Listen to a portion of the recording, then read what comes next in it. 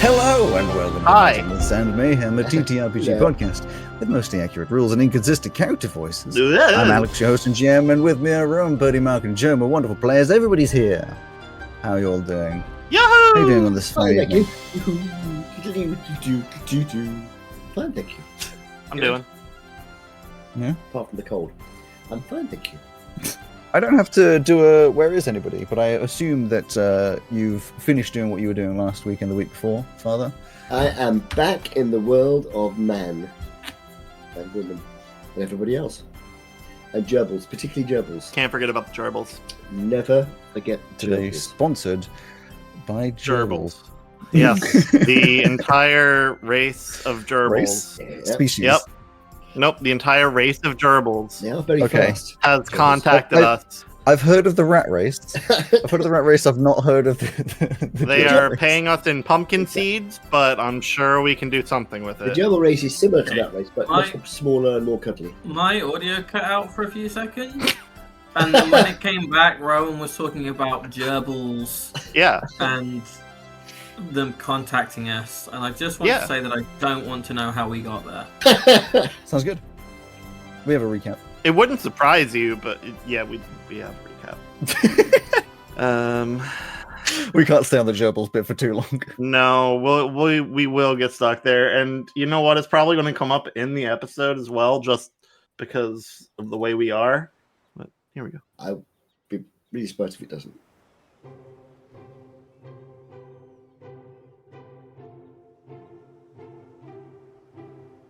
Well, it has been an interesting one, hasn't it? I mean, the teamwork they showed in that fight was just stellar, I'd say. You're probably confused. I'll give you some context. Well, they're currently in Koratel, an abandoned town on the north coast of Drefgar, avoiding the main cities while transporting less than legal cargo over to Losig. Well, they were looking around town and they happened across a courtyard which had a lovely but slightly broken carriage and were attacked by some strange beasts. They were like zombies, all degraded and that, but they weren't shambling and turn undead didn't work on them. Anyway, the crew worked out that you could kill them with radiant damage, and from there the rest was history. After the fight, they decided it would be a great idea for Pastel to move into the animated armor type body since it was so strong. So whilst they did that, Pesto fixed up the slightly broken carriage and they were on their way. They wandered through the streets following the strange uphill running water, hoping to find some kind of explanation, and oh boy did they find it. They found a small building which the water ran through, and inside was a big obsidian block with runes and mechanics all over it, which took all of the chaotic catramite in the water and aligned it. I don't know, the things these mortals come up with, I'll never not be impressed.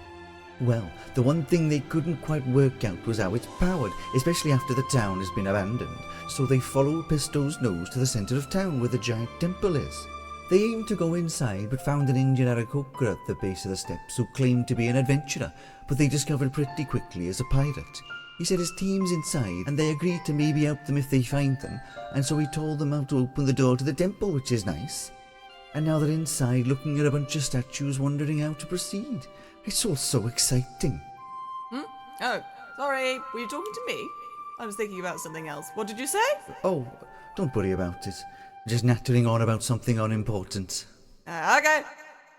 Just a conversation in Alex's household. Yeah, I was saying that's just Alex talking about the campaign to Sarah. I do the accent and everything. Yeah. Monty. Oh, right. Oh, yes.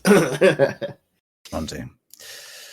You are standing at the helm of the I am certainly helpful. of the mighty tainted Treant, leaving the port of Galado Fair, confident in your boots, when suddenly the air goes unusually cold, especially for the part of the world that you're in. As you turn to look to your crew and speak of this oddity, you realize they're all gone. You look around and see the horizon has turned dark, the suns have disappeared, and the only sounds are the gentle brushing of the waves against the hull of the ship. It is clear very quickly that once again you have disappeared from your normal plane of existence. But this time, it's different. Something is off. You can't quite put your finger on it, but it's like someone or something is watching you. You look over the edge of the ship down to the inky blackness below, expecting to see more of this infinite nothingness, when you see something much more surprising.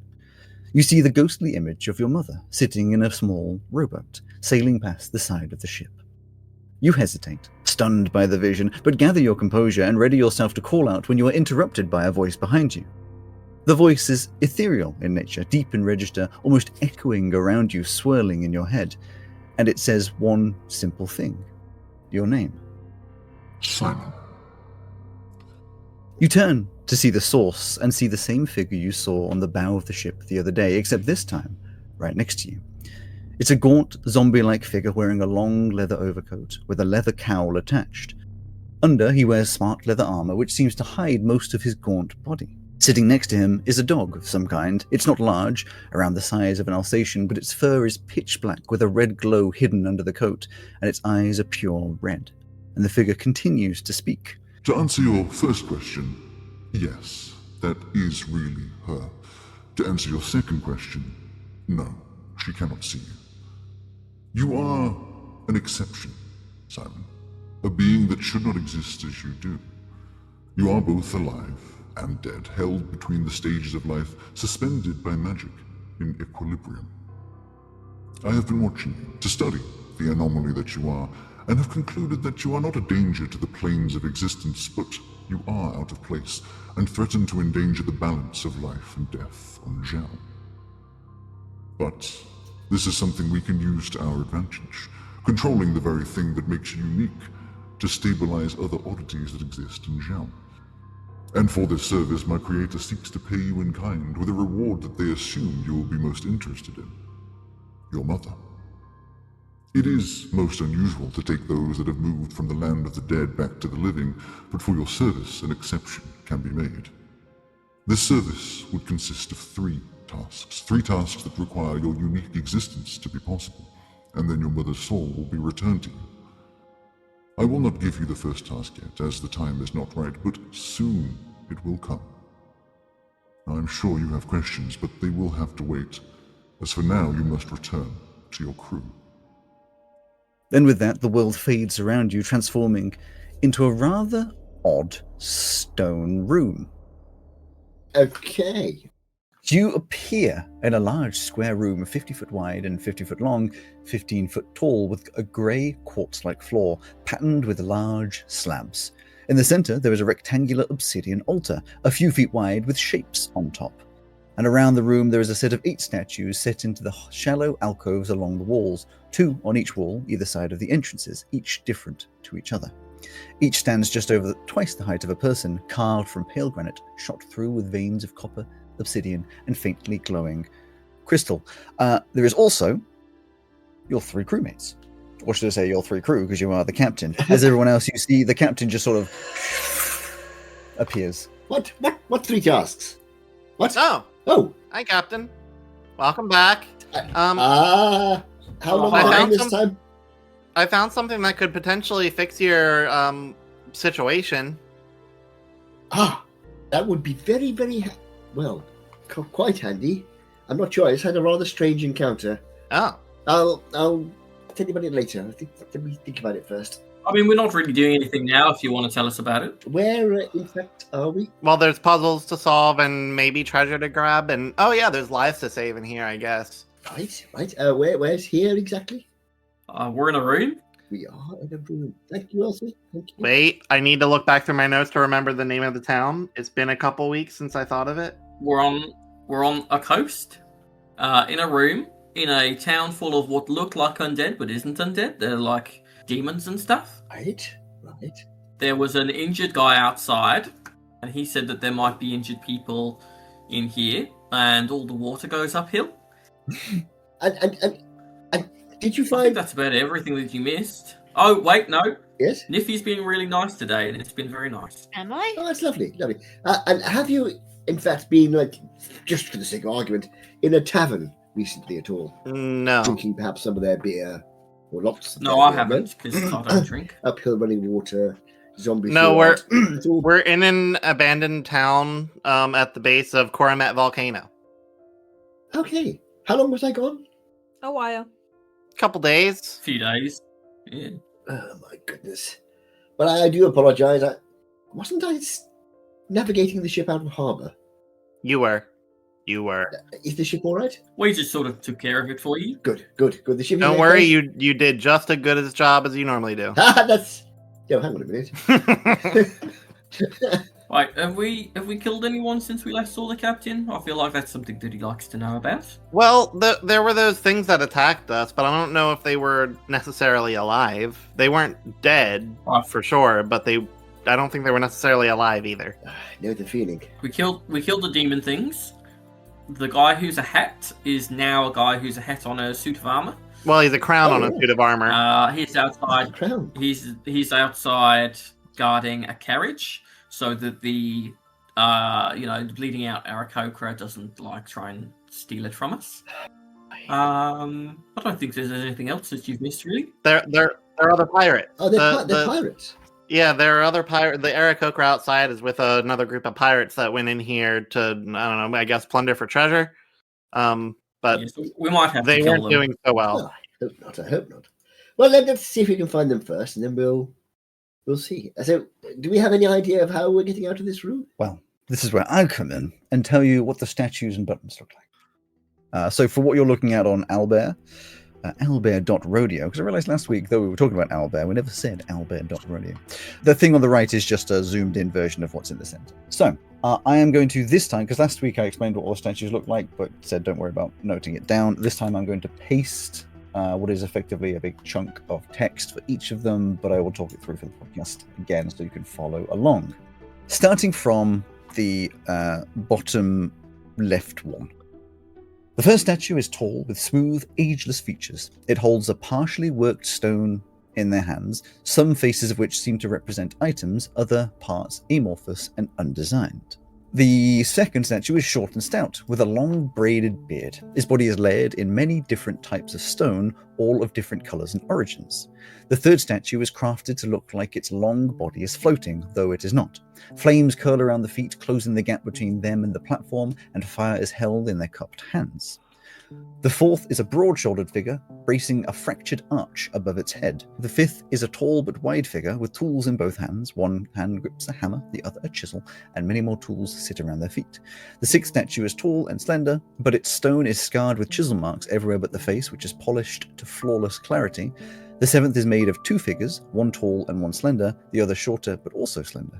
The taller seems to be passing a tool to the shorter one, to the younger one.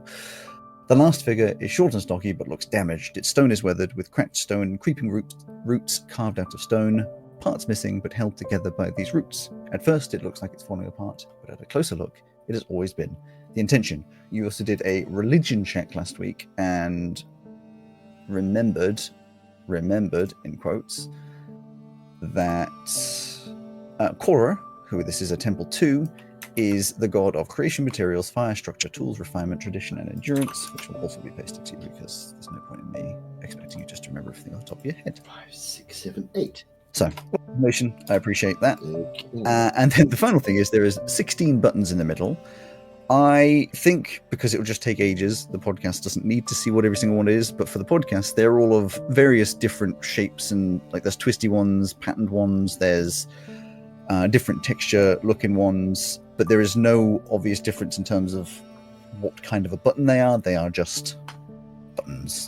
So, my immediate thought is that some of the descriptions match some of the buttons, sort of. Yeah. I can see you've started putting numbers on the buttons. Yeah, these are my propositions for which one may be what. 1 and 8 I have not figured out. So you're pointing at the swirly. In fact, you describe them so that the podcast knows what your guys' thoughts are. Flames, I'd agree with the flames, yeah. So the 3 is the sort of floaty, it looks a bit like flames, which I must admit. Yeah, long body, floating, flames curl around their feet. Yeah, the chisel and things, I agree with that. 7, is that the... Now, that 7 could be that one, because it's a small pointing at a large thing. So for the podcast, you want to touch more information as to what. Okay, so number 7 is the one that says 2 figures, one taller than the other shorter. The taller seems to be passing a tool to the younger one, and the image I'm looking at looks a bit like imagine a pyramid where the top has been cut off, turned upside down, and stuck into it. There's a little arrowhead pointing down into a larger arrowhead. So that could be the 2 figures. My thought with the 7th is like the overlapping of those 2 circles, like the passing. Giving. Maybe it's possible. I don't know if you guys can see my thing, but I think this one's 8. Which one's that? Yeah, that was my only the thought for corner 8 so missing. far. And 1 may just be this one because it's kind of smooth and featureless as the first one. Partial work stir in their hands. Some faces which be done with items. Other parts amorphous and undecided in the process of making something. Yeah, the back half of the statement though is what I'm not sure of. Well, there's that one. That one there. 6 is. It's half scarred and half not scarred. The statue is tall and slender. That's not. That doesn't represent tall and slender to me. No, I would say 6. You see that half the disc is smooth and half it is. Yes. Half is scarred and the other half is polished, and that button I immediately had noticed one half is smooth and the other half is textured. Yeah. So that could be 1 because they've got their partially worked stone. Some faces are items and other parts are amorphous. Maybe 1 could also be like the swirl here because it's just kind of an amorphous thing. I need my spectacles. You should be able to zoom in on that thing pretty far. It's a relatively high quality image. What are these? This one up here is sort of like a broken something. Is there a broken? Like a broken ring. I was wondering about that for number 4 because of the fractured arch, and this is, if he's holding up a fractured arch, that is just half a circle potentially. Possible. But I was also thinking that 2 is potentially this one instead of the one next to it, because while that one has different colours on it, this one has a sort of braiding. That's the only one that I would look at and go, that's a braid. Except for maybe this one. But I'm hesitant to use the features of the figures depicted because most of them don't seem to relate to the figures. They seem to relate to the things that they're doing. Well, there's also, don't forget, we've like also got the things that the religion that she's a god of: creation of materials, fire, structure, tools, refinement, tradition, endurance. So presumably that's can't be coincidence. That's 8 as well. So presumably each of those statues is one of those, and it's presumably also one of these. Yeah. Either way, the fire, the tools seem to be pretty clear. There's no particular starting point as far as I can see with the statues. Are any of the statues different in any way? I mean, there's nothing specific, like one's green or we're going to start here sign stuck to its nose or something. I mean, they're all different because they're all different statues. Yeah. But there's no sort of one which stands out as being like it's bigger, it's smaller, it's. Again, some of them, they are. None of them are prominent, I think, is what you're asking. Because obviously, some of the different sizes, but that's just because they're like one looks more like a dwarf, one looks more like an elf. But from at least an initial look, yes, you can't see any of them standing forwards, made differently, other than the one that is literally highlighted as made from different materials. Fair enough. And so the only thing that might give us an order then would be that creation materials, fire, structure, tools, refinement, tradition, endurance. I will say that the creation materials, fire, structure, blah blah blah. I have given those to you, like that isn't like in a random order. A known order. It's just you remember that those are the things that are represented. It looks to be the same order as we've been given the text. Regarding the broken archway, we also have to remember this is an ancient fucking temple. Some things may have just broken. Yeah, but it's a statue of a broken archway, isn't it? Yeah. We don't know of any penalty or drawback for getting it wrong, so we might as well just start. I'm inclined to say buttons. Push the buttons that you have marked in, starting at 1 and going to 8. So you walk over to this panel. I want to start them in the order that we're most certain of them. Okay. So which one do you press? I think tools is the most direct and certain. Number 5. What we've marked as number 5 then. Yeah. Yeah. So what is the top left of these 2 rows of 8 buttons, which looks like some a hammer tools and a pressed chisel across each other. You press that in, and 2 things happen. Number 1, the door that you came in through closes. Sure. Yeah. Number 2, one of the statues lights up. Which one? It is the 5th statue. The one that is a tall but wide figure with tools in both hands. One gripping a hammer, the other a chisel. and many more tools sitting around their feet. Okay, that's good. Let's try fire. Nothing else. So 5 is 5. You're showing number 3 now, yeah? So You try the one that looks like twisty swirling something that I shan't describe as fire. And it's the most third fire-looking statue- thing on this board. The third statue, crafted to look like a long body that's floating, fire swirling around, lights up. Okay. What's the next one we're most confident on? For me, it is 6, but I know there was some discourse there. 6. I'm down for 6 or 8. Just the marking over the face. I'm not a. I mean, I don't have a better idea for that one. So, yeah, try it. Try it by all means. All right, push the half smooth, half rough button. So the one that's this one here, the one that's. Yeah. Yep. You press that one in, and the 6th statue, that is, which is scarred with chisel marks everywhere but the face, lights up. You were correct. I was wrong. Lovely. All right. Go try number 7, which is the 2 figures. Yeah. Big circle on top of smaller circle. You press this one, which is the slightly bigger circle on top of the slightly smaller circle, and the first statue lights up. Oh. The one that is tall and ageless and has that stone in their hand, which some faces represent items and other are amorphous and undesigned. Interesting. Okay. Got it right for the wrong reason. So that means that we've got number 1. It's your favourite way of getting it, right? We call In that that case- lucky. Should we try? Come on, that one Hold for on. the 2 figures. Hold on. Oh god. Yeah. You go right ahead. No, we did. It was this one. Wait. No, we. No. No. Sorry. Other way. Yeah. We thought it was that, but We don't know what there. 7 is. Yeah. We don't know what 7 is. No, but I'm saying 7. We could try this one. We could. That is. Well, don't try 2 next. That's the one with the many different types of stone. That's this hexagonal one over here. Yes. Second statue, short and stout with a long braided beard. Its body is layered in many different types of stone, all of different colors. And that's the only one that you colour. Because of the different colors. Yeah. I do think. Yes.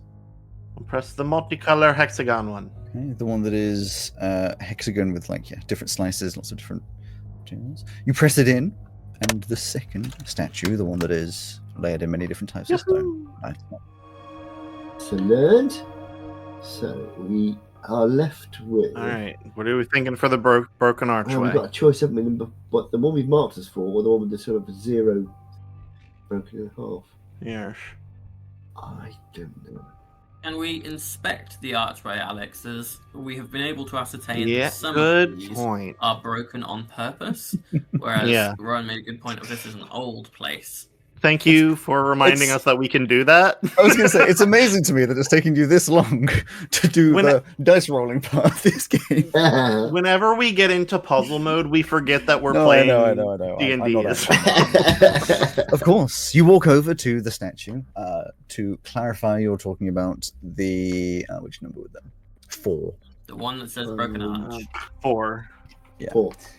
It doesn't say broken arch. It says fractured arch. So Oh, yeah. you would have number 4. Please give me an Well, you can do an investigation. You could do a history. You could do a religion. You could also do a perception. I could use my. Now, this one I could use my glasses of my eyes of minute seeing, so I'm going to right up in its face. I mean, you could, but that would be looking more at the specifics of the material. It wouldn't tell you anything about it as a general. Okay. I will attempt to perceive. Do a perception. Even before the result of that, a broken arch wouldn't well represent any of the things that we had previously discovered are core tenets of this religion anyway. No. True. A complete arch would. 18. Endurance. Yeah. 18. 18. From what you're looking at, it seems as though this archway, this statue as an entirety, is today as it was designed. You could be wrong, but you don't see any obvious difference in texture at the fractured, in quotes, points. So it's been made to look fractured, isn't actually fractured. So I think number 4 is the one then. The one you've marked us for. we don't know if that was the correct understanding either. So no, but it's the only one which has got a sort of arch. Yeah, gonna press the arch. You press the one that looks like an archway, and the statue that you were just, in fact, looking at from before lights up. Yahoo! This means currently there are 2 statues, or should I say, yes, there are 2 statues unlit. Yes, 7 and 8. The, Right. The ones you have labeled as 7 and 8, yes. I mean, I think 8 is a good guess for the one with marks at 8 is a good guess for 8. Well, I was actually going to say that your guess for 7, I feel more confident with than 8 right now. Really? Yeah. Oh, we're going to have to do them both eventually, so go for it. If 7 was phrased as... I don't know. If it was phrased differently, I could see it as the wheel. Yeah, the only thing is it's tall and slender and short and slender. There's nothing like that. I mean, at a real push, this spiral, is 2 lines side by side, but I can't really see that. We haven't talked about this one as an option for the 2. I would say that works because they have the similarity of both being triangles and that they're both slender. Yeah, but that is what we were saying. Yeah. That's what I think. Yeah, I'd go for that one. Yeah. So you press the one that looks like a triangle with the second triangle upside down on top of it or above it, as it would be. Mm-hmm. Yes. You press that in, and none of the statues light up. But you do all notice that the room gets slightly hotter. Yeah. Uh-oh. All right, so the other ones are clear. This one is not obvious at all. This one is more metaphorical, maybe. Well, the other one that's made of 2 things is this one. I don't. Although you could... that doesn't read to me as anything described in 7. True. Nothing looks like passing. There's no difference in size between the 2. So this one here... There's no indication of age. This one here, you've got a sort of larger circle or semicircle and a smaller semicircle. Yeah, that was the only other one that... It's a stretch. But... Like, I don't know what the fuck I'm looking at there, but it's... Yeah, exactly. Sorry, I know you're not doing these conversations in voices for good reason, but like I just imagine Pesta looking at it just like, oh, the fuck I'm looking at that. I don't know. Is it a snow? Is it like one of those Matryoshka doll things? Like I don't know what. What am I looking at? Shall we try and eliminate another one and do 8 or what we think is 8? Okay. I was going to say just before we do this one here. I want to reread it. It's like a drop of water. So you've got a thinner to a wider, and it's moving from the thinner to the wider. That is so different than the rest of these. If it was that, I would kind of be pissed off. But it's the only one with any sort of movement implicit in it. That would not make any sense to me. Can I investigate 8 to see how much of that looks intentional? The statue or the button? The statue. Sure. What do you want to roll to? Was your intention? Like I said, what you can do. A D100. I want to see if everything in the current design is intentional or not. So Sorry. The investigation, perception, history, religion, and the highlighted ones. Which one of those roles would get me the information that I'm looking for? They're all slightly different in the sense that investigation is more looking at it and its makeup. History and religion would be more how you think that relates to what you know of the god Korra. So the religion and history would be more, do you think that from your history knowledge they would have made it like this? Investigation is more looking at it like, can I see physically if it has degraded over time? Then investigation. I'm not looking for the intention of the religion. I'm looking for the intention of the crafter. Yeah, of 22. Just like with the other one, all of the bits that are broken in quotes, there is no rough stone, there is no fracture, no crumbling, no looser edges. It all looks very much as though it was made as you see it.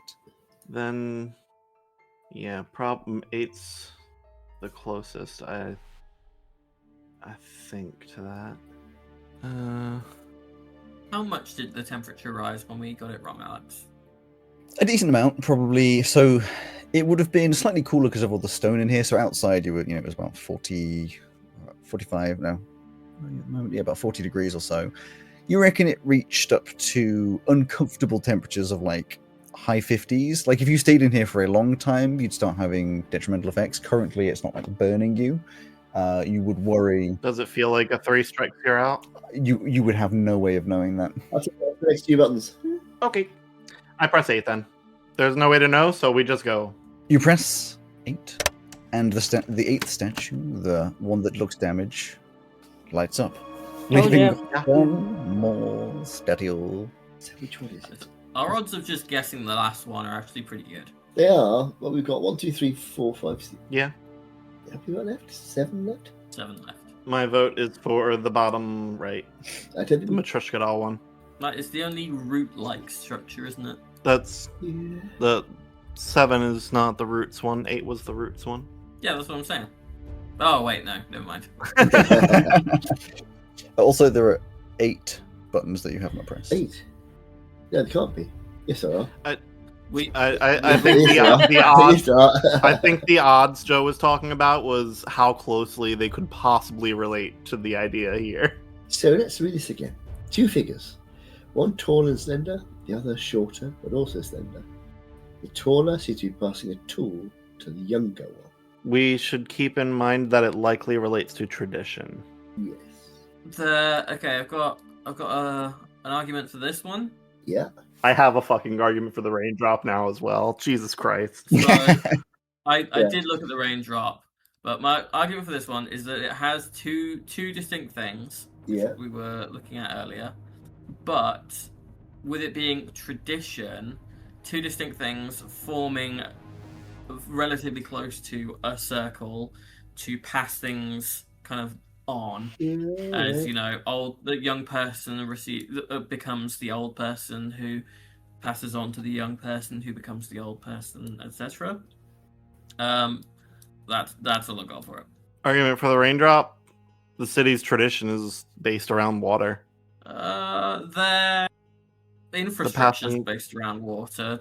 Do we know if there's a tradition associated with it? Because they could have loads of traditions. Well, I'm assuming based on how we had to enter this temple was we had to offer some of the water. It seems to be important to them. Sure. Yeah, that's a good point. And maybe the passing of the torch is the passing of those secrets of whatever it is with the water. The passing of water. Well, we can try both of them. It's just which ones you want to do first. I can think of good arguments for probably 4 of these. The more we think, the let's try the teardrop first, because the city symbolism is water. Stronger to me than the sort of circular thing. Go on, go for the water one. Okay. Press down the water droplet-looking button. The statue does not light up, and the room gets uncomfortably warm. That was a stupid idea. I ask again, does it feel like a 3 strikes we're out? It's now that you have 2 points, I guess, in a chart. The first time it was like obviously hotter, but not dangerously so. The second time it feels on the edge of like dealable, like you're now sitting in an oven, but it is not burning you yet. Just looking at if I've got any spells that do sort of cool you down. I can do heat metal. That's complete opposite. Is that like the logic of if you're hot, you drink hot tea or something? Have a cup of tea, exactly. Yeah. I must admit, I've never understood that. It doesn't work. It doesn't work. It's relative. It just makes your insides feel warmer, I guess. So yeah, it's supposed to warm up your insides, which is supposed to regulate your body. But I'm going to conjure my mage hand and fan myself. Yeah, I mean, to a certain degree. Just before we go to that, it's like having a fan in a hot room. It just kind of blows more hot air into your face. So I can do wind wall. That will blow wind at us. It would. We're in an enclosed room.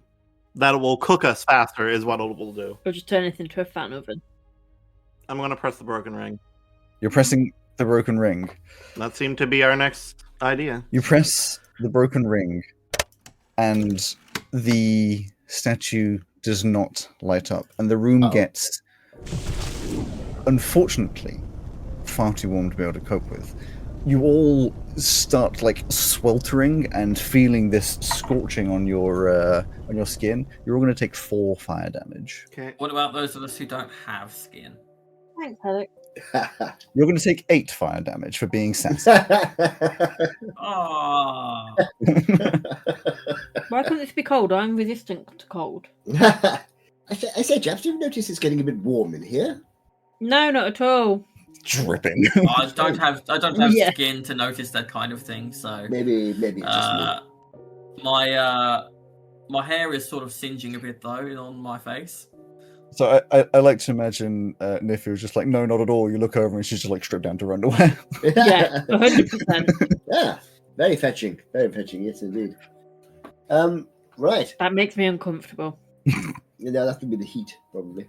So the ones I can think of a sort of answer, a sort of a reason for, would be, that's not the right button. That one, because it's got a little circle and a big circle and there's something going in between them. That one, because it's from a larger to a smaller with a progression. And what's the one? That one, because you've got this sort of 2 thin lines with a sort of movement. That I'm least convinced about. What do you think happens if we press all the remaining ones at once? Because one of them is going to be right.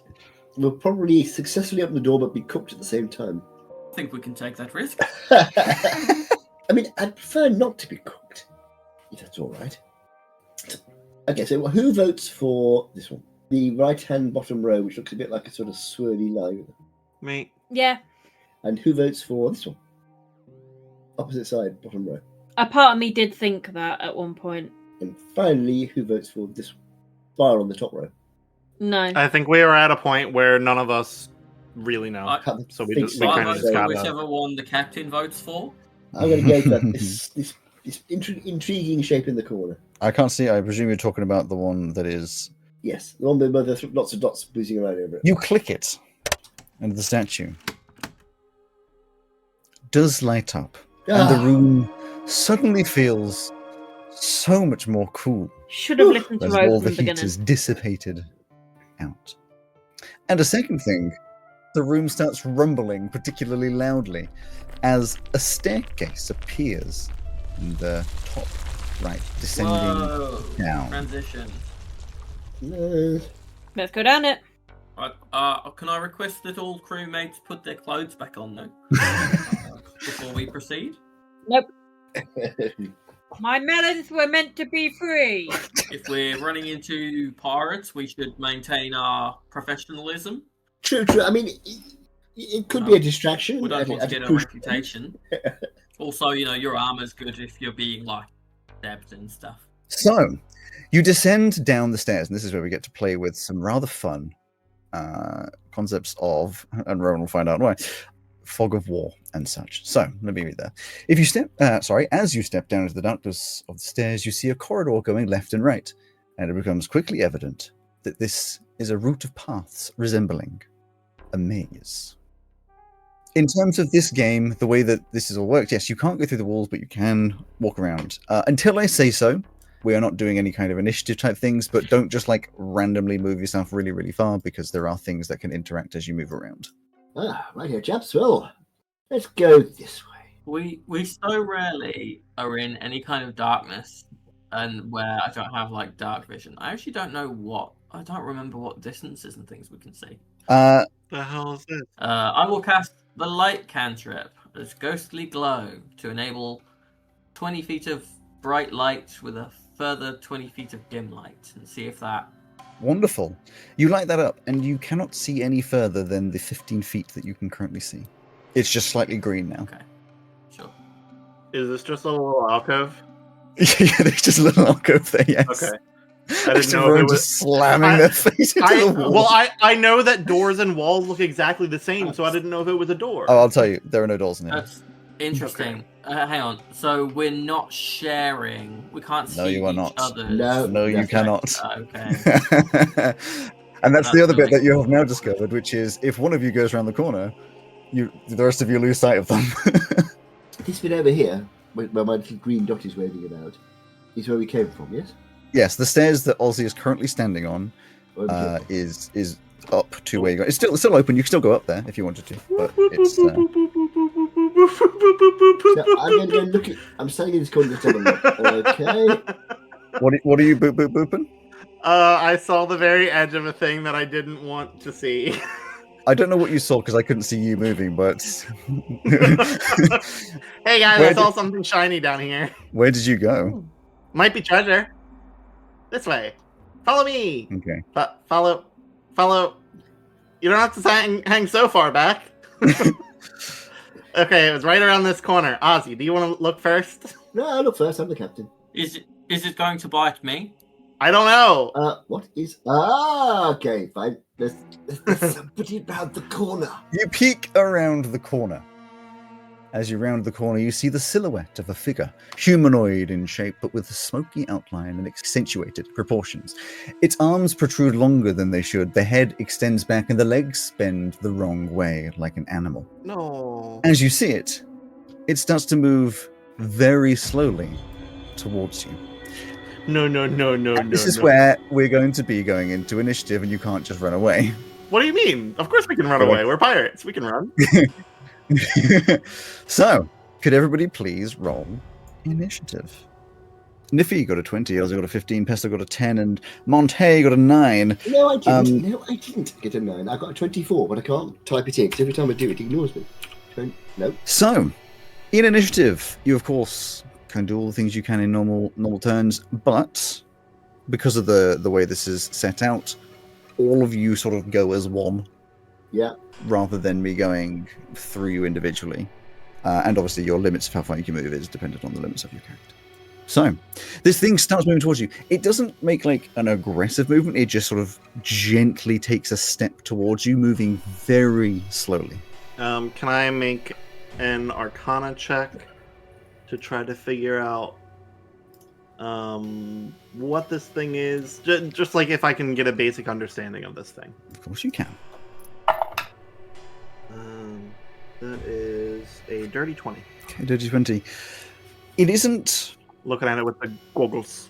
Yeah, it seems as though this is in some way illusory rather than like, this is a creature that's not supposed to be here. It's a part of whatever you're doing, you would assume. That doesn't tell you whether or not this is dangerous. Fair enough. It isn't like a ghost or anything specific. Oh, do you want me to see if it does anything to me? I will speak to it because words have power. I can even sing at it actually. But no, I'll just speak to it.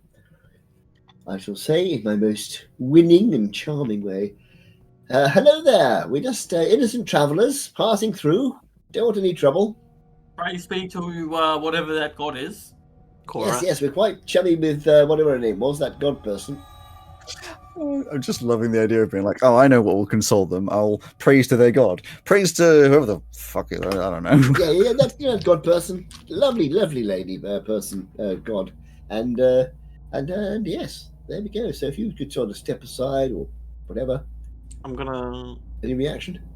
Not immediately. I'm gonna move my 30 feet this way. So you charge past it, 30 feet. Yep. Do you want me to go stand next to it and see if it does something to me? Well, we don't need to interact with it yet, particularly. We've got plenty of other places to look at. Oh, so you're just not too worried then? It hasn't. Let's not interact yet. We may need it for something. Yeah, it hasn't been aggressive yet. If it's aggressive, sort of. Absolutely take it out. And it's moving like one of those zombies from the Legend of Zelda time, so I don't think it's going to catch up to us anytime soon. I don't know what that is. It was a game I played as a kid. Don't know where I got it from. It's weird that like Pesto just said things. It was just like a conglomeration of beeps because. Sorry, do you want me to name a different game? Yeah, the legally distinct Legend of Belda. No, it's the myth of Belda. the myth, yeah, the myth of Belda. The trumpet of space. The myth of Belda, the trumpet of space. Dear. Anyway. Make sure you keep an eye on that thing. Let's just see what it does. I'm going to move slightly further. Yeah, somebody should have eyes on it. Just don't interact. Artie, keep an eye on it. As you step past, it will take an attack of opportunity. Well, even if we're going down round this way? The path you took seemed very specifically past it. If you're going outside of next to it, then it will not. Oh yeah, I'm looking at where I can move to that still keeps it within view. So like there isn't within view, but there is within view. Yeah, sure. I'll move out the way. To a certain degree, obviously that's fine. I'm just like, you can't like experiment where you can see, because that's giving you information that you wouldn't have unless you actually moved there. Okay, so you all gently step past it, and then it shuffles. Hello. 5 feet. And is going to attack Niffy. I understand. We're in the confession dial.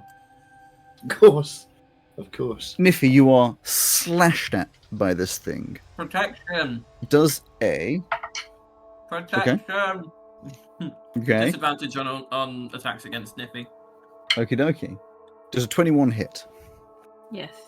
It slashes you hard in the back, and you're going to take 11 slashing damage and 7 necrotic damage as it hits you insanely powerfully in the back, slashing, scraping down, blood dripping. Well, that wasn't very friendly. Now it's all of yours turns. I'll go in front of me, Niffy. I'll keep an eye on it. Oh. Pesto, as Niffy steps away, it would take an attack of opportunity. It still has... Pesto, as you wander around the corner, you see a chest. That's fine. The highest there was an 18. Yep. You get slashed again. Not as much this time. 7 slashing and 3 necrotic. As once again, you're slashed in the back, tearing away some of your skin. Pesto, yes, you walk around the corner and see a chest. Can I investigate it for traps? Sure. Of course you can. And I'll flip my goggles are just down right now, but Yeah, in case there's any arcana on it that would pop up. The investigation is natural 18, 26. 26. You see no representation of physical traps, which is what the investigation would do. If you want to do an arcana as well, you're welcome to. Oh. For magical side of things. Sure. Magical side of things. Like right now as well? We're in like a loose initiative. This thing moves slowly behind you. You be aware, you've got a fair while before it's going to get to you. A natural 13, so 21. Yeah, you're pretty confident that this is not a trapped chest. You would work out from your investigation, it does appear to be locked. Okay. I assume that's my action to do both those checks. Yeah, that would be an action. I'm going to cast Vicious Mockery Sure. at the shambling beastie. Okie dokie. You're quite small, really, and don't smell very nice. Okay, that's Vicious Mockery. So that means Wisdom save. Wisdom saving throw or 1d6 psychic damage, and you also have disadvantage on the next attack roll. 13 on the wisdom saving throw. It does not save. No. So yeah, do the damage. I also have my super shield, my super whatever it is thingy, accordion, which I run my back, which gives me an extra +2 on my savey thingies. Not my saves. So you shout abuse and go. Exactly, and it takes a d6. Are these on my d6? You do the vicious mockery. It doesn't. Mockery. You're pretty sure it worked, but you don't see any physical damage to it. I'll see. Could you take it out, please? I can try. I shall draw my. Sure. Whatever sword it is, I use. I've forgotten. I shall take a step forward. Rapier. Actually, I won't take a step forward. Okay. We will try a non-physical attack first. Okay. I shall Wail of the Grave. So a horrible shriek that sounds like someone's dying. This shriek echoes through these hallways. Yes. I'll be like, sorry, that was me. Sorry. And another wisdom save, please. 9. Okay, now see, this is where you have to tell me, because this is Toll the Dead, am I rolling 2d8 because it's a full health, or am I rolling 2d12? Because it's not a full health. It is not at full health. It is not a full health, okay. So it has taken some form of damage. So I wondered why it was such a loud shriek. It's just like your bones vibrating. Okay, so it is 13 plus 4 for 17 necrotic damage. Okay. You're unaware as to whether or not this is doing anything, because physically you cannot see any difference, but from a spell side of things, you know the spell did a thing. You're aware that it wasn't at full health for whatever magical reasons that comes to. And does it have a reaction? Physically? Doesn't appear to. Just keeps shambling forwards. I will use. I will now step forward and use my bonus action to just do a regular old attack at it with my +1 warhammer. 16 to hit it. Doesn't hit. So I will add 10. Okay, 26 does hit. 8 magical bludgeoning, but I will also use the push weapon mastery to push it back 10 feet from me. You slam into it, and you attempt to push it backwards, but it does not move backwards. Okay, I didn't think so. Right. I don't know how much it's actually being damaged, but I think we're doing some to it, Captain. But we should probably keep moving off and then just attack it from a distance. From distance, I absolutely. If you want to move off first, I will just keep it in range, and you just keep going and don't leave me behind in the dark. I'll just step back. Okay. The captain moves away. As you step away, it's already used its reaction, so it does not attack you. I haven't used my bonus action. I'm going to pull out my dragon horn vessel thing and say potion of healing. Sure. And drink a potion of healing. How much is a potion of healing? How much healing is it? It's 2d4 plus 4. Oh, has it changed with the... Maybe it changed. It's 2d4 plus 2, because the plus is the amount of dice. Yeah, so you give it a little dranky drank. Yes. Heal up just a touch. Now that there's a threat around the corner. I'll say, Okie dokie. Captain, you might as well move off if you want, and I'll just, keep plugging away at it. No, I'll stay here. I'll see. Again, we may need it alive. We just shouldn't stand right next to it, or within 5 feet, it seems. Yeah. You guys take the step back, and on its turn, it shuffles 5 feet towards you, very slowly, and it's back around to all of you. I mean, can I lockpick this chest? You can indeed, if you wish, lockpick the chest. I do wish. That is natural 15 to make it 26. 26. You start fiddling with it. You're like, oh, this is a pretty decent lock, but it isn't enough to stop you from getting inside. You unlock it, and do you open it? Yeah. Open it up, and inside you see a couple things. You see 300 gold pieces, which you immediately count because of your brain. Pretty hard to count them without a brain, I imagine. I don't know, you do quite well. It's just you look at it and you're like, that's exactly 300 gold pieces. What are the 300? You see a pair of leather gloves, a pendant made of stained glass. Do they look magical through the goggles? I will tell you if they do going forwards. Okay, thank you. And finally, a very creepy doll that is sort of broken with one of its eyeballs hanging out. Mine. Which cute. Does appear to be magical. Obviously, you don't know how or for what. Oh. It does appear to be magical. Mine. I'll put them in the bag of holding for now. Nippy's just behind you going, mine. You literally just walked around this corner. When did you get here? I want the doll. You look at this creepy doll, and there's that little sort of like unnerve, and then suddenly in your ear there's just this mine, and you're like, fuck! Nippy, the last time we gave you a thing that we were concerned about that was magical, you got cursed. We're going to examine it before we give it to you. And put it in the bag of holding. Mine! I say, chaps, is there a way through over there? Nope. Gotta go past it. And I will... Okay. Still coming towards us, very slowly. Any reason we shouldn't attempt to subdue it? Just disengage and move past it. We may need it for something.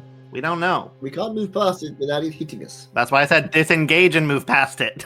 Dodge past it deftly. Use your action to do not be hit. Well, in that case. Okay, so you will step over close to this thing. Now I believe, so Pesto, you have done your action and moved a little bit, and obviously the same with you. I haven't used your action, but with you, Purdy. The other two of you haven't done anything yet this round. No. Hey, Alex, can I be a major pain in the ass and send Olive to fly out ahead of me? whose eyes I can see through as long as they're within 100 feet. Yeah. How are we going to do that? You send that olive around the corners and look through the eyes and see pitch black. Interesting. Okay. I'm going to say the reason the way he said yeah, exactly. The way he said yeah meant that's not going to work. So, chaps, we need to get past this thing. If we're not going to kill it, that's great. Let's move back until it comes about 10 more squares, about 10 more feet towards us. Then we'll go past it, and then we can work our way down that corridor behind it. I don't want to go past it now because it's right on the corner of the corridor. So move back. I'll do what I'm told. So you'll take a couple steps back, and it moves on to its turn, and it shuffles 5 feet towards you. I'm going to disengage and just go. Yeah. Yeah, fine. You disengage and move 30 feet, going past it. No, after you. You disengage, you step past. Obviously, it vaguely swipes, but because of your disengage, that's Right, Ozzy, off you go. it can't do nothing. Off you go, Captain. Yeah, you disengage. No, you go first, Ozzy. I'll bring up the rear. Are you still wanting me to keep it inside? No, head round the corner. I'll keep it in sight till we go around the corner. I'll call you if I need you, don't worry. Right. I will use my bonus action to cast the jump spell on myself, letting me move 10 feet, and then I can go 25 feet. That's 30 feet. And the Capitan? Do the same thing, well, except without the jumping thing. How high is the corridor? 15 feet. 15 feet. How tall is it? What? How tall is it? How tall? The thing. How high ceiling? Shade of Nightmares. No, the corridor is 15 feet tall. How tall is the To be fair, from my perspective, you said You just how, said it, how- yeah. Yeah, you said How how high tall is is the corridor, then how tall is it? How tall is it? And I was like, 15 feet? It's somewhere between 6 and 7 feet. It's kind of like difficult and weirdly tall, but it's medium sized. So fine, because I've got boots of flying, so I'm just going to go past it disengaging, but I don't want to go to fly past, so it can't swipe at me. I didn't count. 5, 10, 15, 25, about here. Okay. On its turn, it just shuffles towards you. Anything down that dead end? Do you want me to scout it out? Up ahead, you mean? Yes. Yes, please. Nunu, you carry on. Nunu, carry on before he catches up with us. I'm going to go across to here and see if it follows us. Right, up ahead, we've got like 3 paths. I can dash, so that's just what I'm... Yeah. Dash for 60 feet. Oh, do it. Didn't even occur to me to dash. I guess I can do that. I'm going to stand here for a second and see if this thing follows us or not. Well, once you've done all your movement to visit, it goes to its turn. This is a dead end. Going westward from where I am is a dead end. So do we have any route at all? Yes, we can still go north, and I believe Pesto is looking south.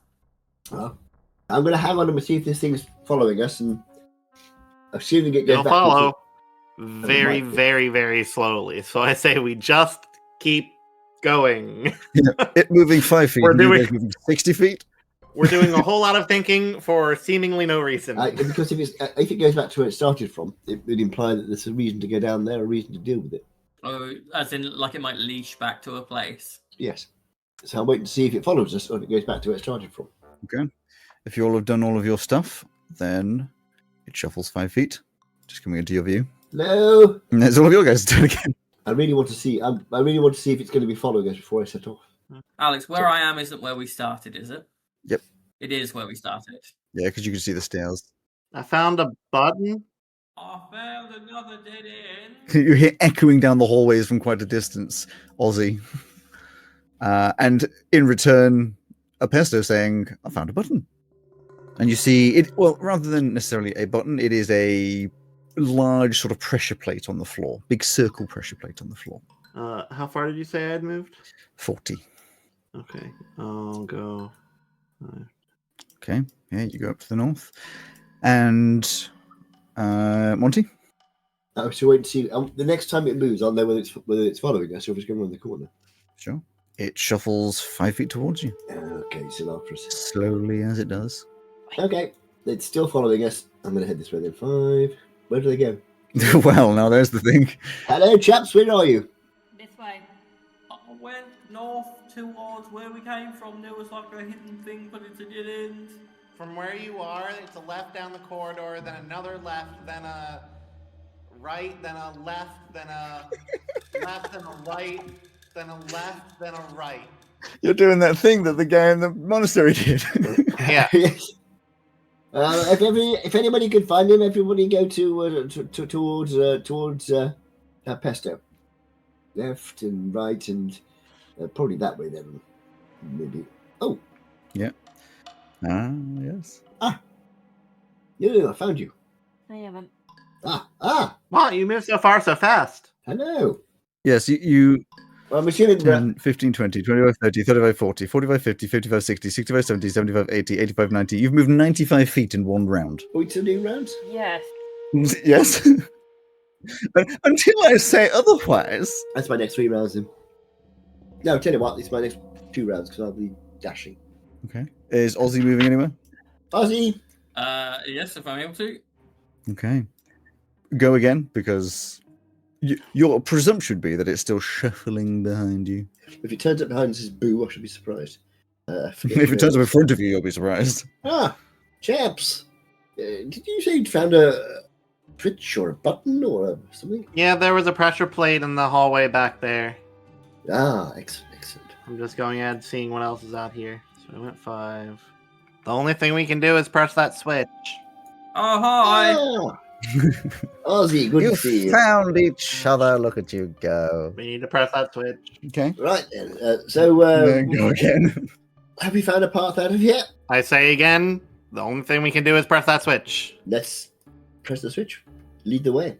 You walk around and stand on the pressure plate, and it just presses down ever so slightly. There is this very loud rumbling, Oh dear. and all of the walls start to go down, and then different walls start to come up. And you find a slightly different place to where you were. Or should I say, the walls are in a different place to where they were. Ah! Can I investigate the chest? Yep. So we'll do soft initiative, as in, don't, like I said before, don't charge off in like ridiculous amounts, but we don't have to like wait for me every single round. Just so I'm aware of where you're moving and as you do things. 24. Niffy goes off round the corner, and you do an investigation, and same as before, it seems almost identical. Not identical in the sense of this is just exactly the same chest. It seems it was made by the same people. Okay. It's all got all the same parts, all the same bits, the same lock, that kind of stuff. Captain, can you help me out? Yes, I'll assist. Where is everyone? Lost everyone. Well, you went off on your own. No, I didn't. You guys went off and left me. We moved north like 2 or 3 blocks. Niffy was like, "The fuck?" Oh, you guys went north. Methinks Purdy was not looking at the screen at all. No, you guys went north. I went south. Ah. So you did move. I watched you just go, whoop. This just this view. And then Purdy just moving around like, where the hell are they? Yeah, you do an investigation. Sorry, did you say you're going to pick the lock? Yeah, it was 24 to pick. 24. Just as before, more than able to get this lock unlocked, and you open it up. And once again, your quick counting mind notices that there is 1,300 gold pieces in here. 1,300. Yes. Hold on. I'm starting to think the number amounts may be... First one was 300. Yeah. There's also a lead amulet. It's very heavy. Is it glowing? Because that's an LED amulet.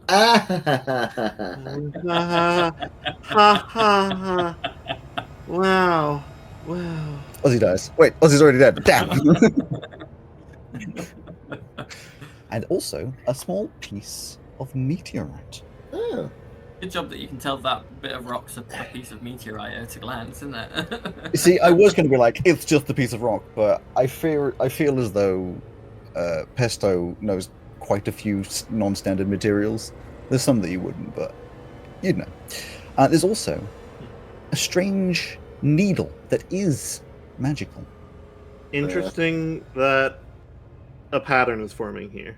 Put some of Niffy's hair on the spooky doll and then stab it with the No, absolutely not. For now, I'm going to keep adding it to our ship gold, and then just inevitably be very sad when we need to deposit the gold somewhere in this town. Yes. Right, do you want me to go scouting? Let's stay together this time. It's too easy to get lost. We can just move. Ozzy, you stay near the front somewhere in case that friend of ours turns up again. Yeah. Okay, you start traversing the halls. There's a split here. Do you want me to go down it? I've only moved a little bit so far. Yeah, have a little look and see what you can see. We'll wait at the junction. I think it's that spooky thing. Yeah, you see in the edge of your vision the figure slowly crawling toward, I guess, walking towards you. Oh, good gracious. Is there a way down that other way, or is that a dead end? Nope. Dead end. At least on a glance. Right, so we've got to do that same. We've got to do that same thing again. So disengage and move past. Yeah. Yes, but like I'm gonna wait for it to move a little bit closer. Yeah. No news. Stay back. I wouldn't go quite that far, Niffy. Stay back. That's it. There That's you it. Okay. It takes a step forwards. Okay, now's the time to go. And then a second step forwards. Ba-ba-ba. No! Dun, Phase dun, 2 means diddly-diddly-diddly-diddly-doo. step 2. And attacks Ozzy. But it's a 14, so it just like off your armor. I'm not sure if 14 would fit any of us for that. Right. Yeah, probably not. Excuse It's me, very bad Mr. roll. Spooky person. I'm going to. Well, I guess I'll disengage and then I'll just attempt to jump past him. Alright, we've got 3 ways to go here.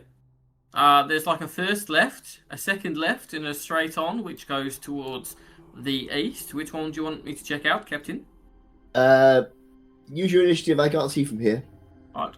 I'm looking up this way. That's my movement, action, bonus action. I haven't done my bonus action, but I can't move with that. Okay, no, that's me done. Sure. So you all slip on past the damn thing. 95, and I'm going to stop there. Okay. And it slips on Oh. towards you. 10 feet this time. And attacks you, Monty. Why didn't you use your other 5 foot? Hang on, I think I can impose disadvantage on this. Because I didn't want it to do I have attack to be next to that? Pesto. No, I can provide disadvantage on that, so I will. And you'll be glad, because it was going to be a 28 and now it's a 13. That will, in fact, miss him. Thank you very much. As it tries to slice you, but Ozzy's like, oh yeah, watch out for that. And you dodge out of the way. It's getting faster. We're going to have to deal with it sooner or later. Purdy, do you want to move first? Or are we killing it? Or attempting to? I think we're going to have to take it out. Eventually it's going to be going so fast we can't get away. So we might as well do it in our own time. Okay. It strikes me as one of those it's not going away things. Exactly. It strikes me as puzzle monster, not adversary monster. I think it'll just be a large waste of time to whittle away at it. Listen, if the captain orders us to waste our time, that's what we'll do. Not that I agree that is what this is, but just that I would do that if I was so ordered. If we don't do something about this, we're going to end up getting cornered somewhere in a dangerous situation and not able to do anything about it, and it's going to just... Okay. I shall Alright. jump over. Sure. And I will attack it with my vicious longsword with a repentant strike. Okie dokie. A 13 to hit, which I will assume does not hit. It does not, I'm afraid. So I will use a War Priest charge to attack with my bonus action. Okay. You just swiping away at it. That is better. That is a 20. That does hit. 8 magical slashing damage. Okay. And it is sapped, so its next attack has disadvantage. Okie dokie. So yes, it's you swipe through it. You're making like some level of impact, but also kind of going through it. Not mace, hammer. What do you have? It's a sword. Sword. You have like 3 or 4 different weapons. Don't come at me. I've got way more than 4 weapons. Oh, there you go. I think you may have every single one of those that I mentioned. Yeah. Anyone else? I don't think this is going to work, but I'm going to try it anyway. Because if it works, it's quite fun. And I'm going to cast... I should wave my hands and say, I say. funny thing happened on the way to the temple this evening, which they say will find hilariously funny. Unless, of course, they say their wisdom saving throw, or if their intelligence is less than 4, in which case they completely ignore me. Does not work. Hideous laughter. Yeah, I thought it probably wouldn't, because it doesn't appear to have intelligence, but I thought it was worth a try. Yeah, it doesn't seem to be that it's too smart for you. It's more just, wave your hand in front of it. There's not a lot going on there. No, exactly. It's too dumb for me. Its intelligence is low enough so it won't be affected. It does tell you, however, that it does confirm it's pretty autonomous. It moved toward its attack, You don't know if it has any other functions, but those are the things it's been doing. Anyone else? I shall speak. I can speak to it because that doesn't take it. Sure. I should say, show us where we should be going. Don't expect you to do anything, but it's worth a try. It says you go down there, take a left, take a right, go left, go up, down, left. I'm going to disengage and move away. Sounds good. Pesto's just like, screw this. Found another switch. And moves around the corner and finds a pressure plate. Has anybody got any range weapons? Yes. Yes, but I can only see 15 feet in front of me, so they're not terribly helpful right now. Fair enough. Yes, you see, so it looks, again, I say identical it looks the same. It's not physically identical, but it is obviously made in as much as to the same way as it could be. I think I moved my movement. So You moved from here, 5, 10, 5, 10, 20. You've moved 25. Oh, then I will step on it. Wonderful. It depresses into the ground. There may be more. Right, Niffy, you go looking for that then. Niffy, I believe, has already moved her movement. You but like just in general. Now I've moved my movement. The other two of you moving, or are you staying still and standing next to it? I know you're both in action. Right, I can't disengage, can I? Because I've already had my action. Yeah, sure. So it will attack. So if I don't disengage, it's going to stab me in the back, which is nasty. I could still move, but I'm gonna stay with the Capitan. Okay, so it will attack, and I believe It has disadvantage. it has disadvantage last thing, so it will attack Monty regardless. With I can't even bother to do the maths, doesn't it? Okay. It's just swiping slowly. It's one of those where, like, it could be if it caught you off guard, sure, and it just looked like it's quite fast in some cases, but you kind of just like sway slightly out of the way. Look, old Jam, I really don't want to have to hurt you. Is there anything we can do to stop this without you killing us? Captain, I don't think it's sentient or sapient. I know that. We're just talking to it like I talk to a hammer. Well, I'll disengage and move off to. Let's see. Ozzy, you go and protect Pesto. I don't know. I can't see them. I don't know where they are. Down that corner. There, that way. To- Just to the rock. Towards the east. Right. Yeah. Okay. I will disengage, and I'm just going to keep going down here until I find them. I think you missed me. I wasn't that far. you hear the echo of Pesto's voice from the second left. There you go. Oh, 10. The trouble is, he's going to come around the corner and swat. Mm-hmm. Okay. I'm going to stay here, and I am going to. It's still my go, isn't it? I still have some go to go. Sure. Well, Purdy also has her go as well. I'm going to cast. Do I? Yeah. Yes. I'm going to cast Healing Word. Because there you've been hit twice, haven't you? Haven't you? Yes, Niffy's at 34 out of 72. Yeah, I was counting. I can't count and talk. Oh, sorry. I shall cast a Healing Word and give you a bit of health back, which is 24 plus 3. Before you move off, obviously. Yeah. Yeah. Let's try to get my dice out. Oh, that's good. It's a good start. 4 and 3, which is very good. That's 10. Okay. It moves a little bit to the right and attacks you, Monty, for a 19. That's exactly my armor. It is. It slices into you. You're going to take 9 slashing damage and 12 necrotic damage as it just scrapes up your front, going through your sort of etherealness, and you feel this pain through you. Ouchie indeed. You say ouchie. Ouchie indeed. You mind terribly not doing that. All of yours turn. Oh, is everything all right down there? Yes. Nothing in the cup of tea won't cure later on. All right.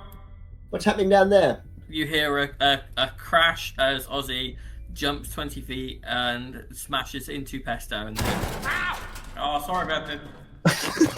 Just suddenly an armor-clad skeleton on top of you. I'll just go here so I can. Pesto runs away from beneath your feet and makes the kind of sound that cats make when you step on their tail and make you feel like the guiltiest person in the world. I do imagine Pesto hisses. Yeah. I do not feel like that whenever I step on my cat. What the hell? The only time that ever happens is when they are charging around when me or Cam are clearly in motion, such as going up or down the stairs, and they get under fur. So it's their fault. Like, yeah, it's always their fault, but still. Why would you feel guilty if it's their fault? Because you hurt a little creature. They hurt themselves through you as an instrument. So, Ozzy has moved. Pesto, I assume, is staying still. Niffy has moved. I am going to disengage and move. Okay. 5, I will 10, prepare an action to whack 15, it if it comes within 20. range. Uh-oh. Or 25. no, I will prepare an action to shoot it with my crossbow. That's 20 to there. If it comes within range. So I've got to 20, and I'm going to say, no, well, which way did you go? I don't know. Did you go right or left? This way. Which way is the voice coming from? Give me a perception to see if you can try and nail down which way that's coming. It's very echoey, evidently far down one of these corridors. Yeah, 17. 17. You can tell that the voice is echoing, or most probably echoing, from the east. From the east. Well, I'll go that way. Then I've got 10 more feet. Boop, boop, and that's it. Okay, you travel to the east. It is going to go... Oh, actually, none of you can see it, so never mind. None of us can see it, so we don't know. Okay, your guys' turn. Any sign of a pressure plate down that way, Nunu? No. Is it a dead end? Yep. Well, you head back this way, then we'll go the other way to the west. What do you think I'm doing? I don't know. I can't see you. Ozzy, you may want to back up. I don't know how these walls are going to move when they finally find that plate. All right. I'm going to wait until Okay. if he turns up. So you're standing still? Okay. Then you see, out of your peripheral vision, Oh. a creature starting to step over towards you. I will say, however, it cannot attack you around this corner. Honestly. Pesto and Ozzy, just chilling. I did my job. So, like, what do you want to be when you grow up? I want to turn our ship into the best ship in the world. It's nice. What do you want to be when you grow up? Well, I don't think I'm going to grow anymore, because I'm No, you can grow as a person, though, you know? Maybe not physically, but... Oh, well, in that case, I'd like to be a little bit taller. I wish I was a little bit taller. I wish I was a baller. As soon as I said not physically, you describe a physical trait. You want to be emotionally taller. All right, the other two? So is Niffy moving? If I don't see it, there she is. Just walks past you, avoiding the thing. So I will do a vicious mockery. You got a funny nose. Natural 20. Natural 20 is probably going to beat me. All right, the nose isn't that funny. It's too dumb. Disadvantage. Disadvantage because it's dumb. Yeah. I was throwing spaghetti at the wall. 25, 30. Pesto's just like, oh, there's spaghetti in my pocket. when did I put that there? It's a snack for later. It continues to follow you, Monty. Oh, hello. Go away. Still there then. Lovely to see you. Hey, Ozzy, wouldn't it be funny if that button was like right where you were headed? Because I'm assuming you and the captain went opposite ways. The walls vibrate. Oh. Oh no. As suddenly the maze starts to move. And I tell you from a meta perspective, there is one route you didn't go, and that's the route that had a chest in it. Oh. You're right, Pesto, that would have been quite funny. And everything shifts. Whoa. As you find yourself, well, I should say, you're standing in the same position. The walls re-emerge in a different I don't know. maze position. I had to move like 2 feet to the side. I don't know. It's because when I copy and paste, it pastes you a little bit to the right and a little bit down, and I don't know why. I don't know why. Why would it do that? If it already knows your position, why not just make it accurate? Who knows? Anyway, yeah, you were still in initiative. But can we start moving? But yeah. I assume we're going to be in initiative until we all four have to find different buttons to sit on. Well, I think can there's see- a thing over here. I can see a button from here, but there's somebody in the way. Over where? Oh, I see. Ozzy has found a chest. I haven't moved yet. Do you want me to go and crack it open? I can get it.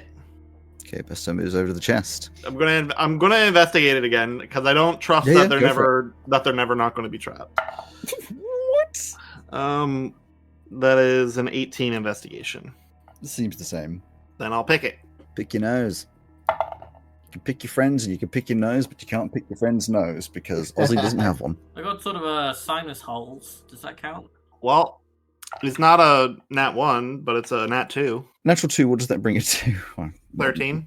Yeah, 13. You're fiddling with this one, and just like maybe your palms are a little sweaty, or just, you know, the whole situation's got you disoriented, but you just can't seem to unlock this one. Let me know when I can try again. I don't know how rough the rounds are. Do you want me to just try and smash it open?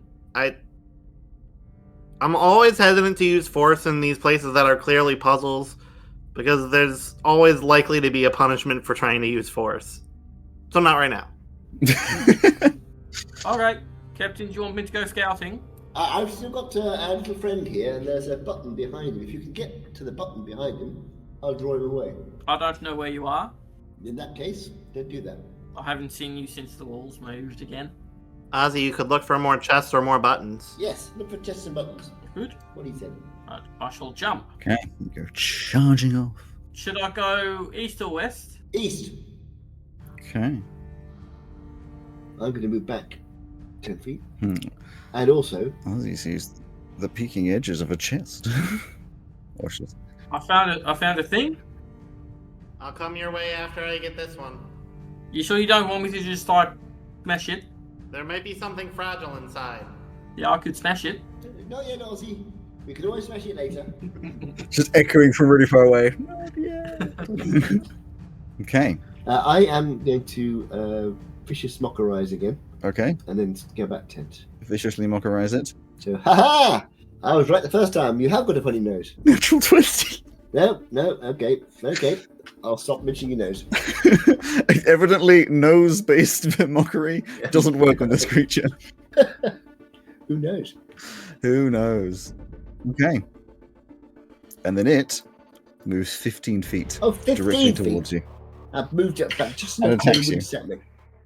That's 23. Oh, yes, I can see.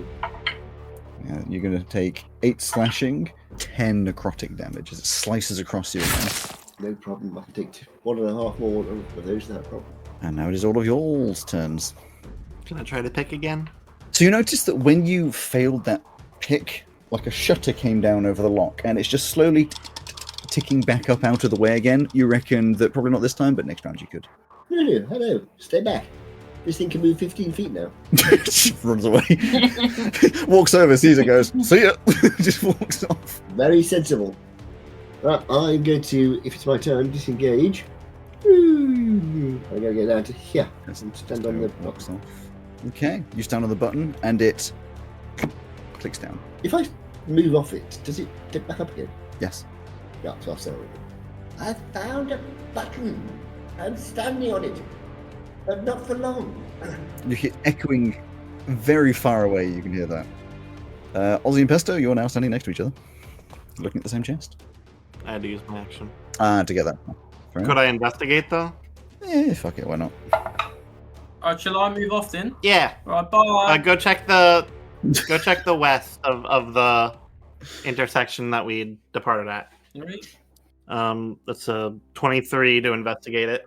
I will call to Niffy. Niffy! No. I mean, Nunu, if you can find a button around that corner somewhere, stand on it, because I'm standing on here. I'm stuck here.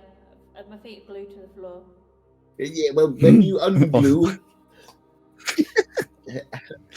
Ozzy charges off. Pesto, the investigation 23. 23. Same as before. Don't find any traps or any reason why it would be trapped. Have you moved all of your movement to get here? Or did you have any movement left? I had a little left. So your investigation takes you around the back of the chest. I do see a thing that's peeking out there. Oh! And be looks glad like- that you did your investigation. Yeah. Because there's a button behind that chest. Oh, right. I don't want to stand on it though. I specifically don't want to. Let me out. Let me. Yeah, I was. That's why I asked if you had any movement. Because if you didn't, you'd have just like got to it and just looked at it. But that little bit of extra movement, you're like, I'll just peek. Oh, looky. I found a button. I'm not going to stand on it yet though. There's loot. If you hadn't done the investigation and walked away, that would have been quite amusing as you just left the button behind. But good on you. My investigations come from a place of non-trust, so I don't know how good on me that is. It means I have done my GMing job extremely well. Meanwhile, 5, 10, 15, this thing's going to go back over to the captain and slash at it. What? That is a natural 1. I thought, oh, good stuff. I thought I was more than 15 away. I'm going to break something to you there. You were not. But it just sort of swipes slowly, and it's all of yours turn. I peek. Just so, yeah. Oh, this is a dead end, isn't it? That's much better. 27. Opens up. Inside, you see 800 gold pieces. 800 G's. Okay. A mysterious clockwork device. It's in the shape of a golden pocket watch. If you wish to interact with it now, you can do, but it is currently like, you know, the ones where the front can close, so it covers the clock bit. It's like closed. If you turn into the master, I'm going to be really annoyed. It has a small hammer and chisel, and when I say small, I mean like tiny. Some spectacles. Spectacles, yeah. Some spectacles and a potion. Of anything identifiable? Just mystery potion. Okay. Mystery potion, nothing written on it. Hey, what do the buttons on the ground look like? Circular pressure plates. Do you want me to step on one if I find one? Yeah, I have one here, so as long as we're not standing on all of them. I did it. I'm stepping on it. After picking, I can move 5, Yep.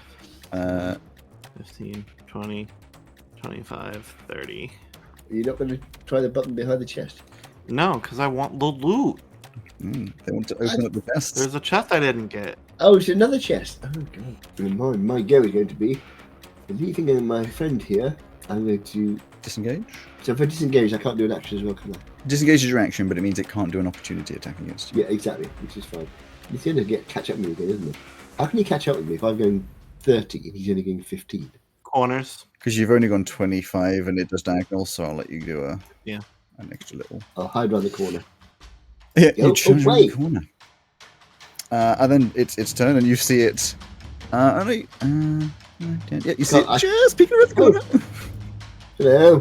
As it just follows you, the rest of you. Aussie on a plate, Pesto, roll it, get there and roll it. Nat 20 on that one. You barely touch it and it just slams open. Oh, yeah, it's perfect. Turns out I had gotten it the previous time. I just didn't lift it hard enough. Yeah, you were just like, oh no, I definitely have unlocked it. You didn't realize. Yeah, I didn't hear it click. And this time you're like, why is it not? And then you sort of shift slightly to lean against it and it just creaks open.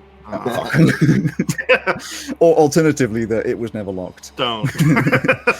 Anyway, inside of that one, you find 2 copper pieces. What the fuck? I don't want that. You look at it, you're like, huh? An empty vial. What the fuck? It could be copper pieces to go on the eyes of a body. Some moldy bread. What the fuck? Oh my. This chest sucks. And I came back in for this. A whip that appears to be magical. Oh, is it a kinky whip? Any whip can be kinky, I guess, if you want it to. What does this one look like? You've got to unspool it to get all the kinks out. Right. It's like a reddish brown leather, the whole way down with like the sort of braided pattern on the handle with 2 sort of obviously thicker bits around it, and then obviously just goes off to the rest of the whip. Cool. I don't know. I think I have 1 square movement left. I'll just go. Sure. Good. You're going that way. Yep. Monty. I shall first of all call down to no. Have you found any plates or anything down that way? No. Any buttons? Nothing. No, keep searching. I'll try and keep this thing away from you. Do I need to disengage at this point? I don't, do I? Not from where you're currently standing, unless you plan on going past it. I'm going to go. I'm actually going to go past it, aren't I? I'll go back to the plate. It's up to you. Yeah. I'll be able to get to the button next time, which will probably trigger it. There's probably 3 buttons this time. But if I go now, I'll still be on the button at the beginning. Yeah, okay, I'll have to try and get back. So I'm going to disengage again. That's 10. 15, 30. How can I not get back to it? Because last time you used its space, and this time you had to go around it. Okay.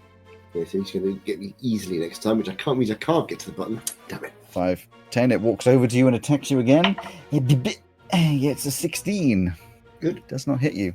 It's swiping. It's trying. You're just like. Stop it. The rest of yours turns. Look, old chap, can't we talk about this? I stand on the button. Stand on the button. I don't think this button's doing anything. You gotta wait for us to get on ours. Monty, are you moving? Yeah, I suppose I'll disengage and move on to the... You step onto the button, and there is a rumbling and a bumbling, and I will tell you, Niffy moves forwards and comes face to face with the chest, and I'm going to assume she'll try to pick the lock. Maybe. For a... Oh, it's an 18 on the dice. Niffy, you hear... I've done a roll for you because you're away. You hear the walls start to rumble as you approach the chest. I rolled for you. You did pick the lock, I assumed you were going to, and did indeed unlock it. As it starts to just disappear into the ground, you just grab at whatever the hell's inside of it. And you find 700 gold pieces. A blood-stained map that is labelled the 6th layer of hell. A bottle of honey. And a piece of paper that on it says, "The eyes do not know you. Don't run. They too can bite. All will be explained at the Black Hive." And finally, you see the hilt of a sword. Just the hilt. It's very pretty. And you pick it all up as the walls descend down. And all of the walls disappear. The light reappears around you as you can see all of each other. And Ozzy, where you're standing, descends into a set of stairs. I presume you all came here. Oh, hi, everyone. As our black, whatever he was, that disappeared. Vanished. See? I told you we didn't need to fight him. He was a friend. By the way, anyone got any healing potions? No, it's alright. I'm fine. And you see Niffy just like holding on to a bunch of stuff. Like, I'll take it. I got it. You can see that hilt of a sword is also magical. And yeah, you're looking at this map, which is titled. It's got all sorts of weird stuff all over it, but it's titled 6th Layer of Hell. The 6th Layer of Hell. Is the weird stuff on it any sort of language? I speak. There's no writing. It is purely terrain-based mapping. Is it signed? So no Inagnis on there that I might recognise. No writing other than the title. It's not signed white. Which appears to be written. No, it appears to be written in some kind of scratchy, dark red ink. Yes. It was the map, a jar of honey, the hilt, and was there something else? An ominous warning is what it's titled as. That thing that I put in the chat. The eyes don't know you, don't run, they too can help. Note from crazy person. Got it. I do love Pesto being like, reads it, it's like, yeah, okay, in the back. Yeah. I can never remember. Can you cast Identify, Ryan? Yes. I can. Oh, you both can? But it's a ritual. Yeah, you both can. Yeah, that's fine. Well, it can be a ritual. You can just expend it as well. Oh no, mine are ritual only. Mine is... If the captain needs to heal, why don't we just take a short rest here and... Yeah.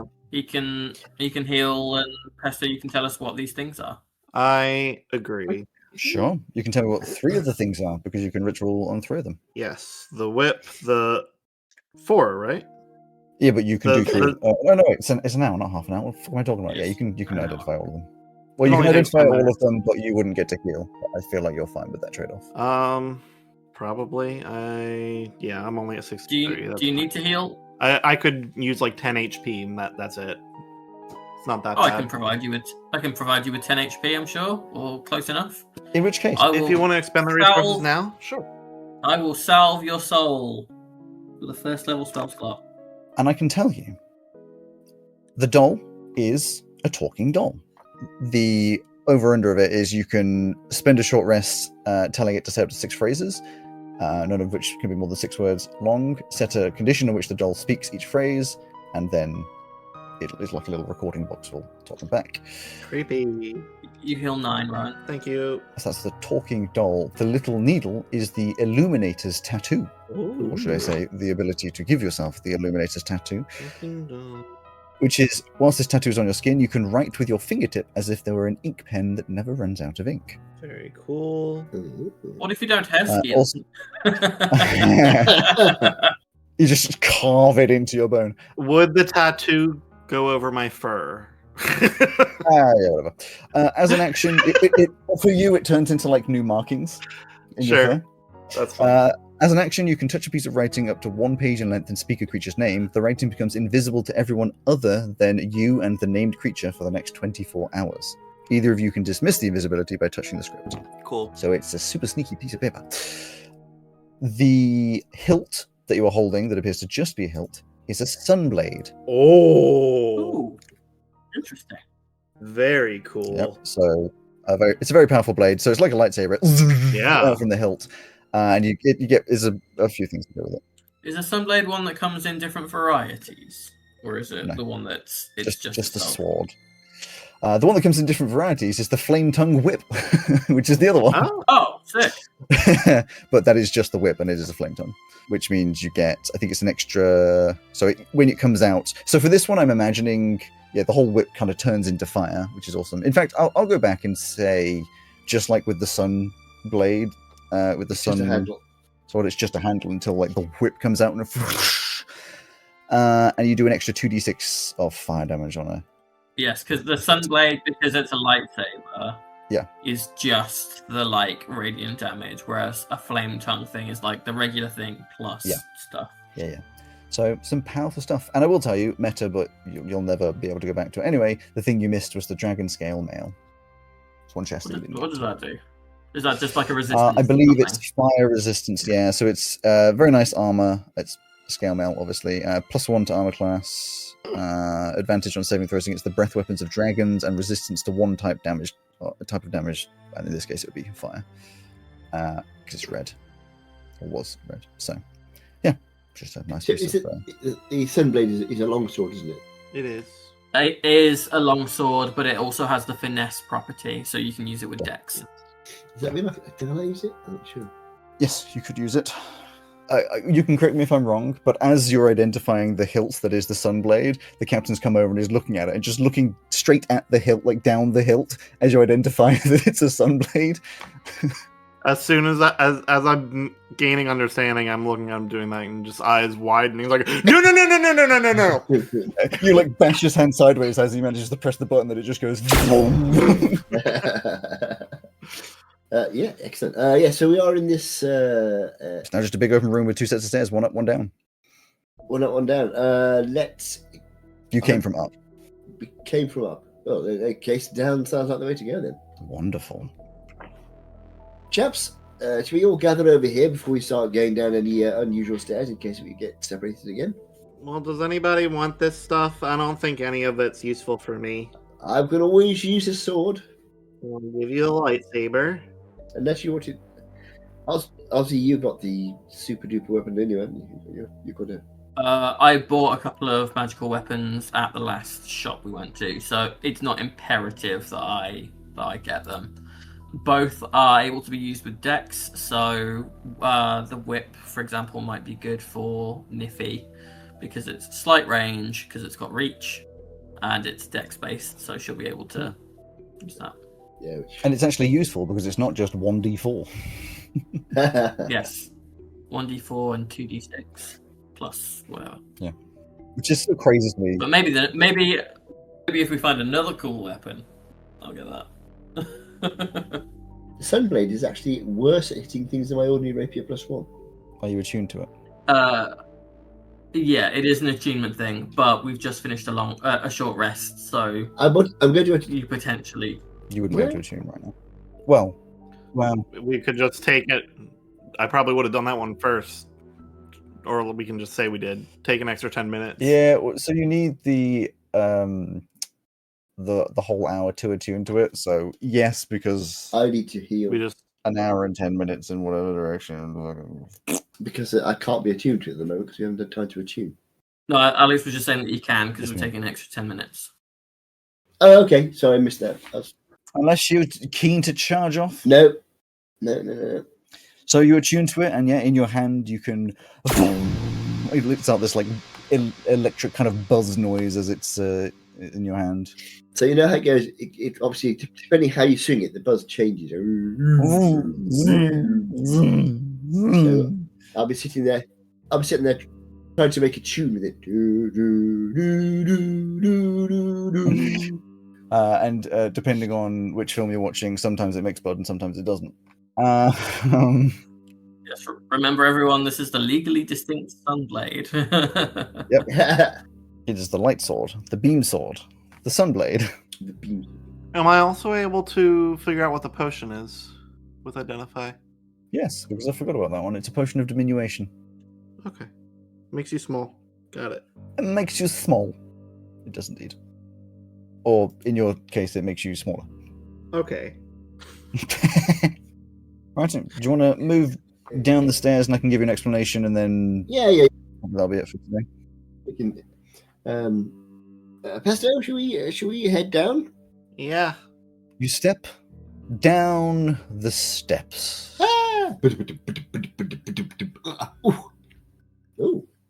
You descend the stairs into a larger room than before, as would be expected from a temple such as this.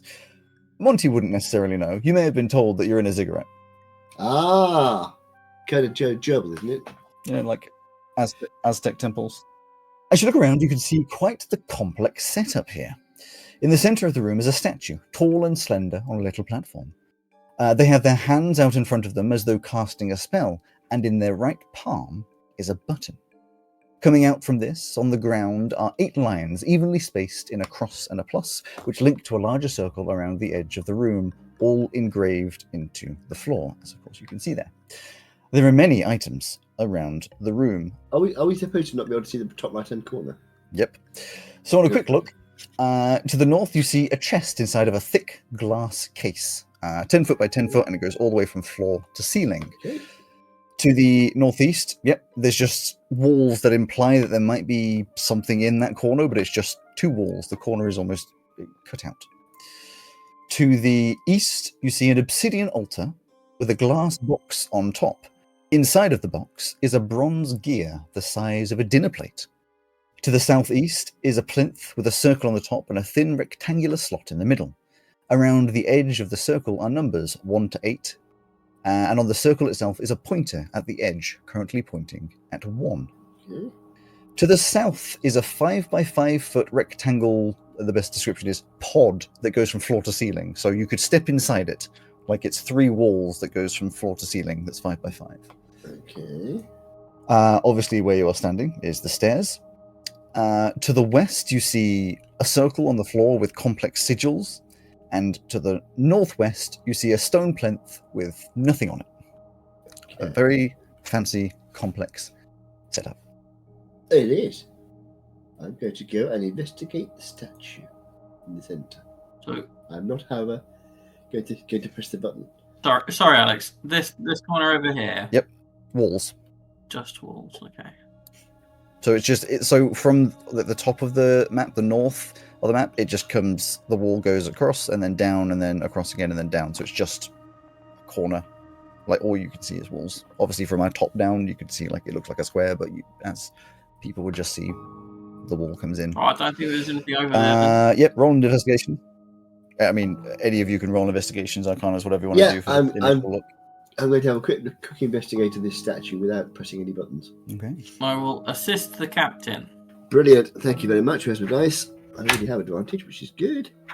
Rowan's going to move Pesto around, enjoying the freedom of movement.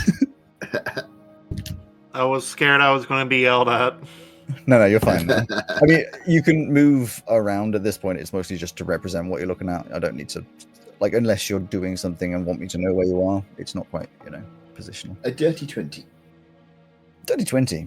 Yeah, great. You can see this statue, 2 main features. 1, there's a button on its palm, which you haven't pressed yet. And 2, the entire thing can rotate. So the hand with a button in the palm. The other hand, what's the other hand? So it's got its hands out that are like, casting a spell, and just in its right palm, just in the center, there's a button. You could press the button. Okay. You could press the button. Yes. Pesto, I assume you want to look at this glass box with some scrutiny. Yeah, what's in it? A chest. Oh.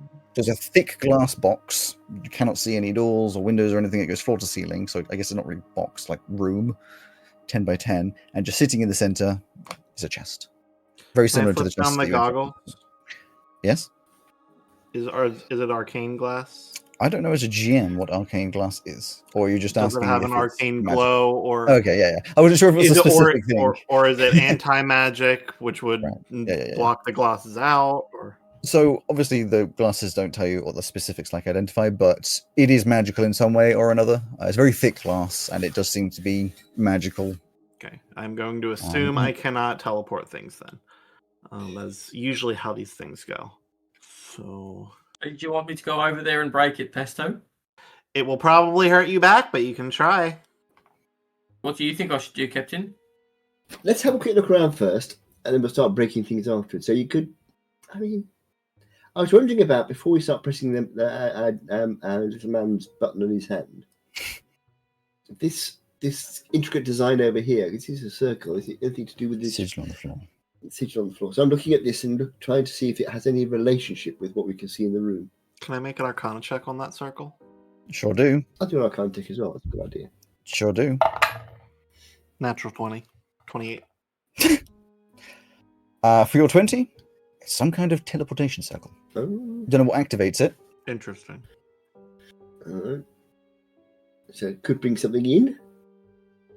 And finally, I'll have a little look at this dial over here, which is... So there's a slot in the top. So it's a square, or should I say cuboid, but from the top profile, it's a square plinth. And there is a circle sort of engraved into the center of it, and a slot in the middle of that goes deep into the plinth itself. There is then a pointer, which is pointing at the number 1, and there are 8 evenly spaced numbers. Sort of like a clock if it had less hours. Gotcha. But how big is the slot? 2 or 3 inches?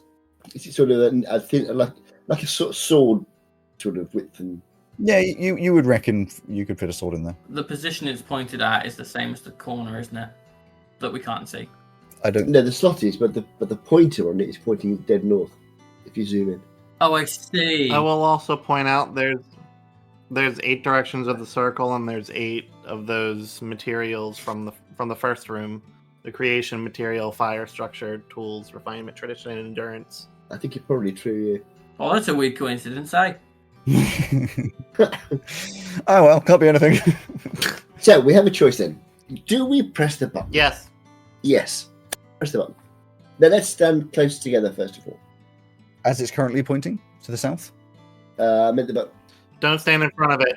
Don't stand in front of it. Oh yeah, you said you can turn this attitude, didn't you? I'm sorry, I forgot. It can also rotate. So Yeah. Well, I'm imagining it starts each of these, whatever they Things. are.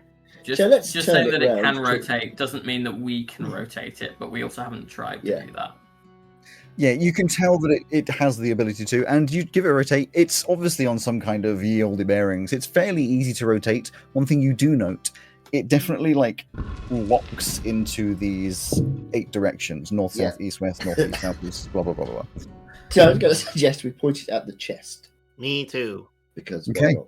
So you rotate it nice and easily. Oh. I like that. For the podcast, I literally just rotated a statue in Elmer, and everyone's like, Well, we "Yay!" saw the rotation in real time, which is It's fun. important. Okay, and do you press the button in its palm? Yeah, I'm going to climb up onto it and Okay, you press the button, and the chest opens up. all right. Well, that's not very helpful. I'm going to go over and see if I can see what's in the chest. Sure. I know it's through behind glass, but I can always have a look. Rather annoyingly, it's at just the right height and angle that you can't really see into it. Can I take off and have a look down? I'll just grab you by the waist, Captain, if that's all right, and I'll lift you up. You could do. He's also able to fly, but you float upwards, and you realize this glass is so thick that the distortion as you get higher gets so bad that you can't see inside. Fair enough. Well, at least we know it actually has something to do with the things that are on the outside of the circle. Not a big surprise. And when you take your finger off the button again, it shuts. I'm gonna turn it towards the teleportation circle. Okay, you point it to the... Now, for my sake, obviously this one's more obvious, but generally, if you could use the cardinal directions of your yeah. But that one's to the west, and press the button. Not yet. I'm going to go over and set, I don't know, just something. I'll set the jar of honey on the teleportation circle. Okay, you put the jar of honey... And then press honey the can button. be quite valuable. You sure you don't want me to go get that multi bread that you left upstairs? Honey has like antibacterial properties. It's very useful. You've been dead for hundreds of years. Why do you know or care about this? Hey, how do you think he's been alive so long? Honey's been around since... He's not! He slathers honey on his bones every day. People have been using honey for medicine for as long as there's been bees. You know, that's like, you know... Oh, well, that's the fun thing in shell, one. bees have only existed for 30 years. Yeah, it's been around 30 years. Like, you know, it's a long time. All right, fine. I'll sit a fucking spare pouch that I have. Okay, you put a pouch down on it. I suppose for me, that's more than a lifetime. Press the button. You put the pouch down, walk back over, high five this thing, which is... I didn't intentionally do that, but that's kind of how I've set it up. And there's like a flash of magic and the pouch disappears. Press it again. Okay. Now, pouches can be quite useful, Casto, so let's try not to be so reckless with them. I'm going to go look in the in this thing down here. There's no sign of a pouch in here. No, as before, it's just three walls, left, right, and back, that, or as it would be, east, west, and south, that just go from floor to ceiling. Okay, so... if you do it again, does it come back? Boop. You high five it, and the pouch reappears. All right. I'm going to go over, grab it, and say, all right, press the button. Are you absolutely sure about this? Yes. I'm going to press the button. I'm going to count to 5. And I'm going to press the button again, okay? Give me maybe 15 seconds. No, I may have to get something. If it works the first time, I'll send you back for 15 seconds. We don't know if there's a limited number of uses on it. You might appear in molten lava. And if you press the button, you disappear and are thrown backwards through a teleportation to... Boink. This is why you needed to do it! Now, the rest of you don't know. Can I investigate this thing that I'm not going to specify? Because I think it's funnier that way. you hear muffled through that wall in the corner some noises. Sure, you investigate this thing down below. I think they're dying. 18. 18. What you're currently looking at. There it is. So, it appears to be, they'll hear. It's a large box with a set of cogs on top, one of which has a crank handle, or say the first of which seems to have a crank handle. When rotated, the cogs do rotate, but one in the center is missing, so only some of them can rotate and the rest cannot. Cool. And then, can I investigate this thing as well? That is a lever. Okay. Yeah, I'm gonna pull it. You pull the lever, and all of you feel the ground vibrate as though there was a very large explosion beneath. Uh-oh. I'm sure that's fine. The rest of you are like, what? I think Pesto's a fucking goner. And I will say, just so you're aware, these are two things up here as well. Oh, just little knobbly bits. I'll investigate them. They are buttons. God. I'm going to stand in the middle of them and just go, boop! You press both. Okay, the one that's to the north clicks in. The one that's to the west... you see nothing happen, Pesto. How boring. Monty and Ozzy, could you give me a perception, please? I keep pushing it. I like that you press them at the same time so that you don't know which one does which thing. Exactly. As a definition for you as well, Rowan, the one that's to the north, when you click it, it stays depressed, and you can click it again and it underpresses. The one to the west, you press it, and when you let go, it comes out again. Oh. I got only a 10 for my perception. Mm-hmm. 22. 22. Ozzy doesn't notice, but Monty, as you're looking, you notice that for some reason, a pressure plate is appearing and disappearing very rapidly on the ceiling above this plinth to the northwest. It's just like... Right, this is worrying me. I'm going to press the button on the statue again. Okay. You see the teleportation on your side flashes. Pesto, you see the teleportation on your side flashes. Oh, I guess I should get back on there. I'll go sit and wait. I told you, Captain, Pesto is dead. I'll get it. I know what's going to happen. But what Monty's going to do is going to go, oh no!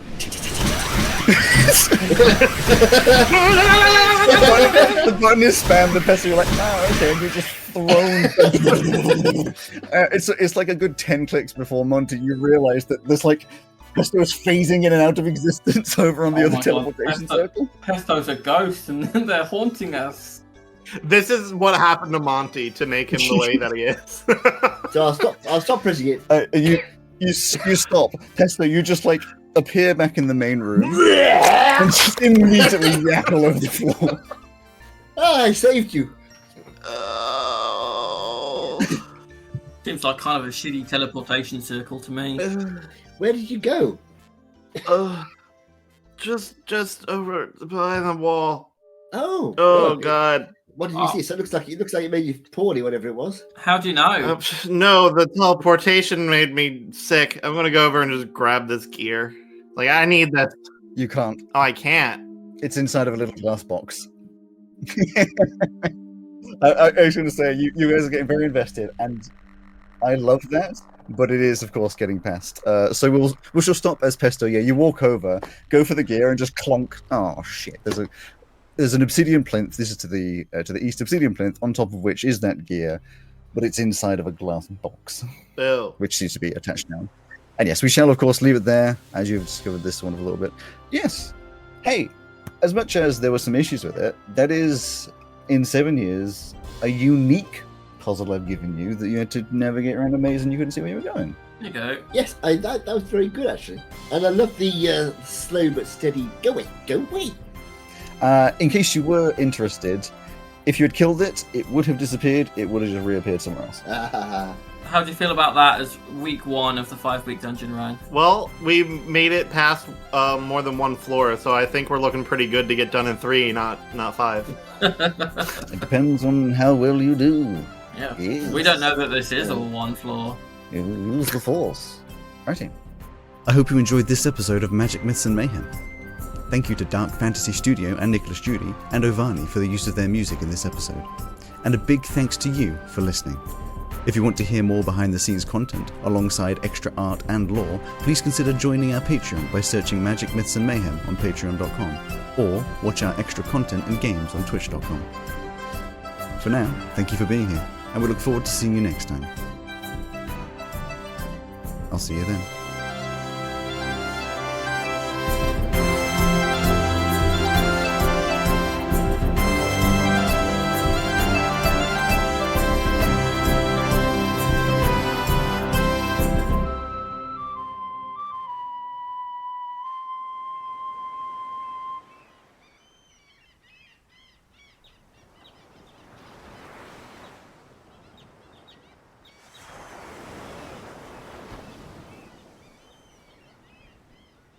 Yeah, I was going to say, Pesto, did you feel that rumble where the whole place shook?